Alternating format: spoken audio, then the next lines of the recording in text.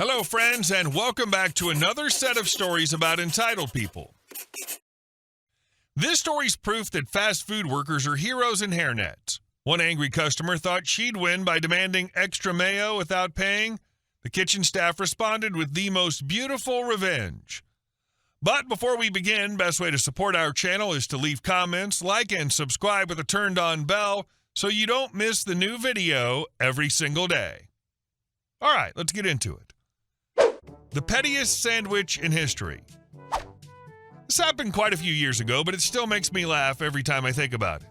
Back in high school, I worked at a very popular fast food restaurant, the kind that always has a line wrapped around the building at lunch and dinner rush. People love to act like fast food's an easy job, but it's not. It's exhausting, stressful, and the pay barely makes it worth showing up. I made $10 an hour at the time, and while teenage me thought I was rich, looking back now, I have no idea how the adults I worked with managed to survive on that kind of paycheck. The management and franchise owners didn't help either. They constantly reminded us that we were replaceable, as if that was motivational. Customers were often worse, yelling, cursing, or demanding refunds over things totally outside our control. Still, there were a few bright spots, and one of them was my shift manager, Cindy. Cindy was the kind of person you couldn't help but like. She'd been through a lot in life, you could tell that just by the way she carried herself. But she never let it make her bitter. She treated everyone with kindness, even when customers screamed at her. She took pride in her job and did everything she could to make our shifts go smoothly. One day, I was in the kitchen while Cindy was working the drive-thru. A woman, you can probably guess her type, came through the speaker already sounding annoyed. You could hear the attitude through the headset. She ordered a couple of chicken sandwiches and immediately started complaining about something, though I couldn't catch what. When she pulled up to the window, Cindy handed her the bag and smiled like she always did. That's when the woman asked for extra mayo packets. Cindy politely explained that there was a 20-cent charge per packet, not because she wanted to, but because corporate literally counted every condiment packet, and we could get written up for giving them away for free. Well, that didn't sit well with Karen. She immediately started throwing a tantrum, yelling that it was ridiculous and greedy for us to charge for mayo. Then, in full dramatic fashion, she demanded that we take back the sandwiches and put extra mayo on them so she wouldn't have to pay for the packets. I swear, I've never seen Cindy lose her cool, and she didn't this time either. She just turned to me with this little half smile and said, "Make it extra mayo." So I did exactly that. I grabbed the buns and I slathered them. I'm talking at least an inch of mayonnaise on each side, enough that the sandwich probably slid apart when she picked it up. I wrapped them up neatly, handed them back, and watched Cindy give her the sweetest, most professional "have a nice day" imaginable. To this day, I wish I could have seen her face when she took that first bite. These small acts of defiance are what get people through tough service jobs. They're a way to reclaim a tiny bit of power and dignity without breaking the rules. Cindy didn't argue, she complied. You didn't sabotage, you overfulfilled the request with spectacular precision.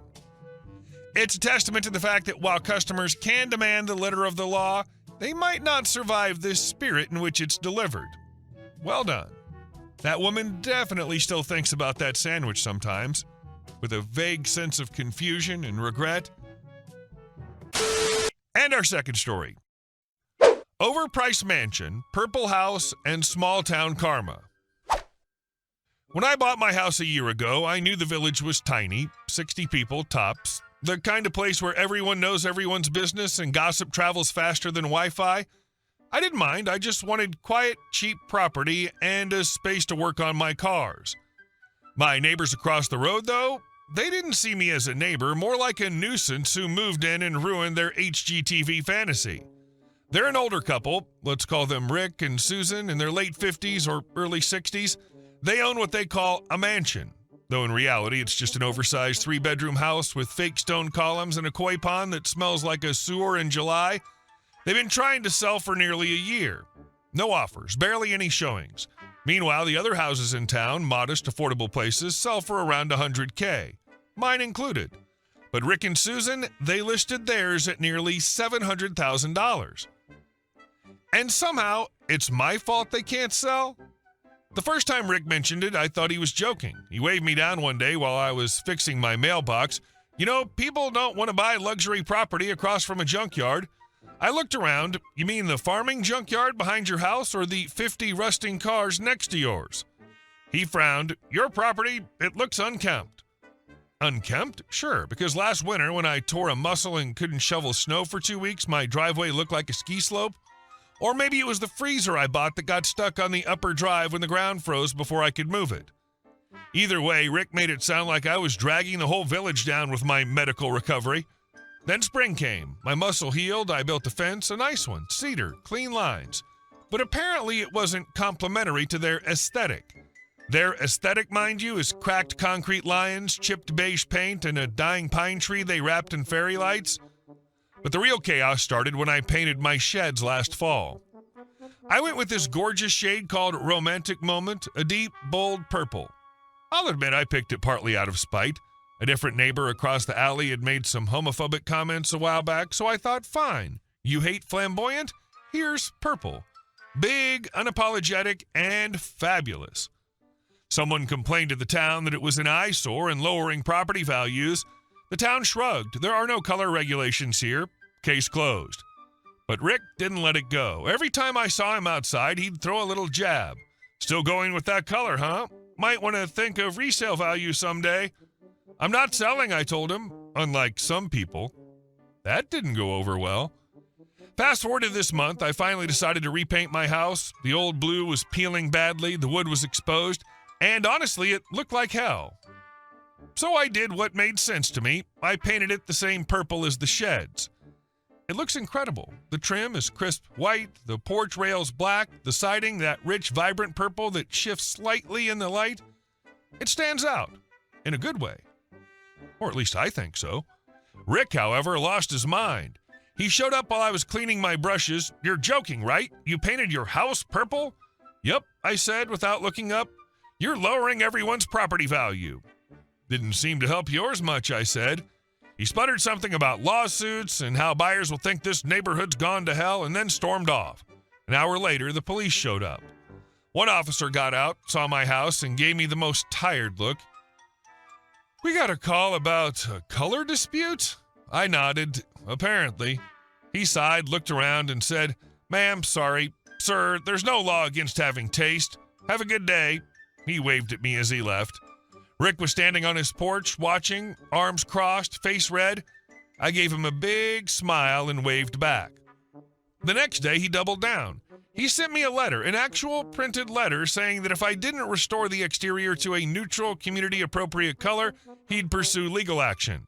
I taped it to my front door under a sign that read, Please contact my lawyer, Benjamin Moore. Since then, it's become a bit of a tourist attraction. People driving through town slow down to look at it. A couple even stopped and told me they loved the color and wished more people took risks like that. One of the local kids called it the Grape House, and honestly, I kind of love that. Rick, on the other hand, still hasn't sold his mansion. Last I heard, they dropped the price from $700K to $475K, and still no bites. The realtor told my buddy, small town, word gets around, that prospective buyers thought the house was too close to the farm lot and too overpriced for the area. Nothing about the purple house across the street. But sure, Rick, it's my paint that's the problem. Sometimes being the villain in someone else's story is exactly the right shade of satisfying. Karma didn't even need time to warm up. His overpriced mansion is still rotting on the market, and your bright grape house is becoming a local landmark. You didn't mean to make a statement, but you did anyway. And now everyone knows the purple house and the awkward guy across the street who called the police on you for painting it. And our next story. I know what a mirror is, and no, we don't sell them. I constantly get treated like I'm stupid at work. It's infuriating. But this one really takes the cake. It happened a few months ago, so I'm able to laugh at it now without having a migraine. Customer C, me M. C, hi love, do you sell mirrors? M, no, sorry. C, they sit on the sides of the car, and they let you see what's behind you. M, already pissed off, we don't sell mirrors here. Sorry, maybe try C. Do you know what I'm talking about? They're on the outside of the car. All of them have some. C, I need two extended out. M, like I said, we don't sell mirrors here. Maybe you can try some of the auto shops around the corner. C, I might have a look around in here to try and find a mirror. I don't think you know what I'm talking about. He was speaking so rudely to me, like I was effing stupid and didn't know what a side mirror was. I pulled up a picture on Google and spun my screen around. M, this is what you're looking for? C, well, not exactly. I need mine extended. Is there a guy I can have a chat to about this? M, we don't sell mirrors or extenders. C chuckles, you probably do. Don't worry about it, love. I'll find them myself. He wanders around the store and found a male coworker. I was in hearing distance and heard most of the conversation. The customer was trying to convince my coworker that I told him we sold mirrors, as if that would magically make one appear. As he exited the store, he happily said goodbye to me. And our last story. The HOA tried to take over our street. When our development was built about 15 years ago, the builders split it into two sections, one with townhomes, HOA zone, and another with single-family houses like mine. The HOA governs the townhome street, while our little cul-de-sac was intentionally left independent. We still have a covenant, a simple one. We pay a small yearly fee, $100 for common area maintenance. The only shared land we technically fund is a small green strip at the entrance and a 25-foot wide easement at the bottom of the hill for utility access. That's it. No boards, no meetings, no monthly fees, no busybodies counting the number of weeds in your flower bed. At least that's how it was supposed to be. About 3 years ago, the HOA from the neighboring street got a new president, a guy named Rick, unpleasant guy. Within months, he decided that since our covenant uses the same landscaping company, our street was technically under HOA jurisdiction. Which, for the record, it wasn't. He started small. HOA flyers mysteriously appeared in our mailboxes, reminding us to keep our trash cans out of sight and warning that violations may incur fines. One neighbor called the HOA office and was told, oh, that must have been a mistake. But the letters kept coming. Then came the second wave, a community improvement initiative.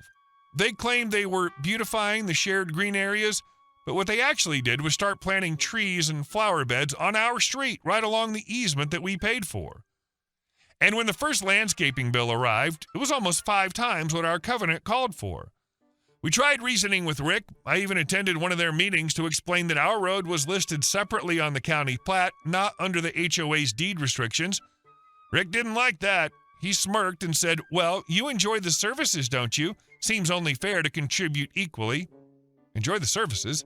The only thing they'd service was blocking access to a sewer line with decorative boulders and sending us invoices for their bad landscaping choices. A few of us banded together to push back. We requested an itemized breakdown of the supposed maintenance charges and the authorization that included our street. The HOA treasurer sent us a copy of their agreement. It was a photocopy of the original development plan with our street's name handwritten in at the bottom. Not joking, a literal pen add-on. We hired a local attorney, one who dealt with HOA overreach before. He took one look at the amendment and said, they don't just have no jurisdiction, they're trespassing. So we did what any rational group of fed-up homeowners would do. We stopped paying. Within weeks, the HOA started sending threats, unpaid dues, collection notices, and even claims that they could place liens on our properties. The problem for them was liens only apply if you're part of the HOA. We weren't. That's when Rick made his biggest mistake. He authorized the landscapers to start dumping mulch and clippings from the HOA's properties at the bottom of our hill, claiming it was community compost. Except that easement drains into a county-managed waterway, and dumping anything there violates state environmental codes. We reported it, not to the HOA, but to the county's Environmental Services Department. 2 weeks later, county trucks rolled up and took soil samples. A month after that, the HOA got hit with a hefty fine for illegal dumping on municipal land, complete with restoration orders and erosion control costs. Guess who the fine didn't apply to? Us. The fallout was glorious.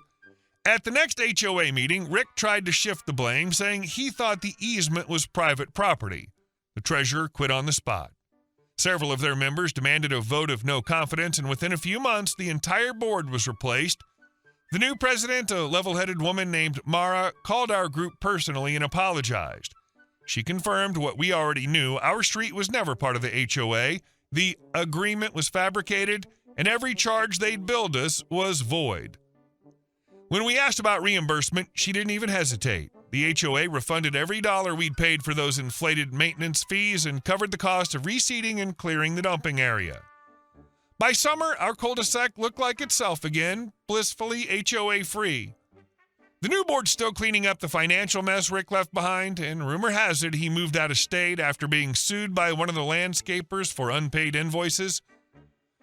Rick's initial strategy was a classic create facts on the ground approach. By sending letters, planting gardens, and sending invoices, he was betting on confusion, apathy, and the intimidating weight of official-looking paperwork to gradually absorb your street into his domain. His fatal error, the illegal dumping, was the perfect culmination of his arrogance. He was so convinced of his authority that he believed he could redefine not just property lines, but also environmental law. Hey guys, thank you all for watching the video. I'll see you in the next one.